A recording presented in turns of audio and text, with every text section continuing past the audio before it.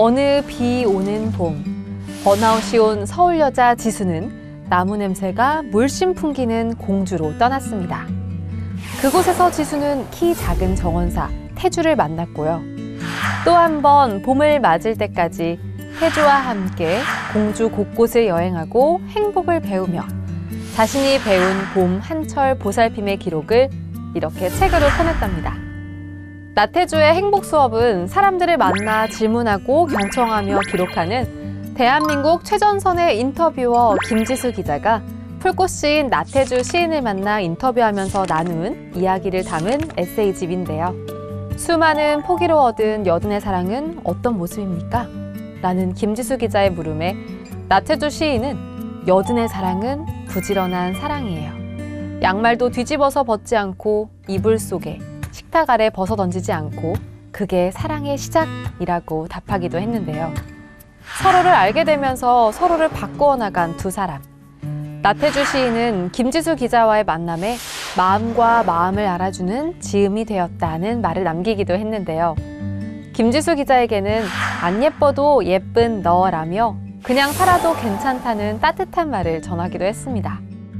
삶을 행복하게 하는 나태주 시인의 마음이 드러나는 시와 글귀가 책 곳곳 가득한 이 책.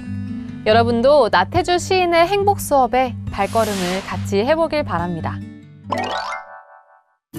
한국전쟁이 한창이던 1952년 부산. 수줍음 많던 한 여학생은 이제 막 대학에 입학한 신입생들이 모인 신입생 환영회 자리에서 까까머리를 막 기르고 있던 동갑내기 남학생을 만나게 되는데요. 조금씩 서로에게 마음을 열며 친해진 두 사람. 이후 남자는 아무래도 당신을 사랑하게 된 것 같다며 수줍은 고백을 했고 1958년 서로를 평생의 반려자로 맞이하면서 64년을 부부로서 함께하게 됩니다. 이야기 속 두 사람은 초대 문화부 장관이었던 이어령 선생과 그의 아내인 문학평론가이자 국문학자 강인숙 관장인데요.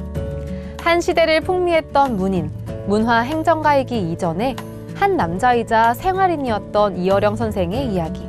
이 이야기는 강인숙 관장이 직접 쓴 책 만남에 나온 이야기로 두 사람의 만남의 순간들을 생생히 담았는데요. 있는 그대로 남편을 사랑하고자 했던 아내가 써내려간 사랑의 기록. 여러분도 한번 들여다보실래요? 만남이 있으면 이별도 있는 법이죠. 책 기꺼이 나의 죽음에 동의합니다는 캐나다에서 45년 동안 사람을 살리는 일을 하다가 의료 조력 사망을 시행한 최초의 의사 중 하나인 저자가 겪은 삶과 죽음에 대한 이야기를 담은 책인데요. 이 책에 대해 문재환 한국외국어대학교 법학전문대학원 교수는 법학자의 입장에서 서평을 남겼습니다. 문 교수는 현재 조력 사망을 허용하고 있는 국가에 대해 언급하면서 공론화가 필요한 시기에 우리보다 먼저 실시하고 있는 외국의 사례, 특히 조력 사망을 직접 시행한 의사의 경험을 기록한 이 책을 통해서 의료 조력 사망의 실제에 관한 많은 의문이 해소되었다는 말을 끝으로 서평을 마쳤는데요.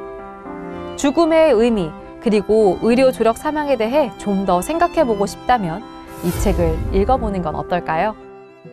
국회도서관과 함께하는 화제의 책. 첫 번째 책은 포린 폴리시, 세계적 사상가 100인에 선정된 책 사이즈, 세상은 크기로 만들어졌다입니다. 우리는 물리적이고 개념적인 크기의 세계를 살아가고 있는데요.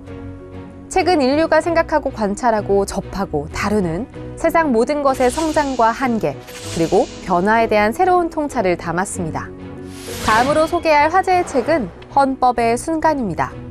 1948년 재헌국회 회의록을 토대로 제1대 국회의원들이 대한민국 헌법을 어떻게 제정했는지를 추적하는 책은 대한민국의 출발점으로 돌아가 그날의 순간에 담긴 민주공화국의 정체성과 공동체의 미래를 찾으며 앞으로 개헌 논의가 어떻게 달라져야 하는지 방향성을 제시하고자 했습니다. 마지막으로 소개할 화제의 책은 페이크와 팩트인데요.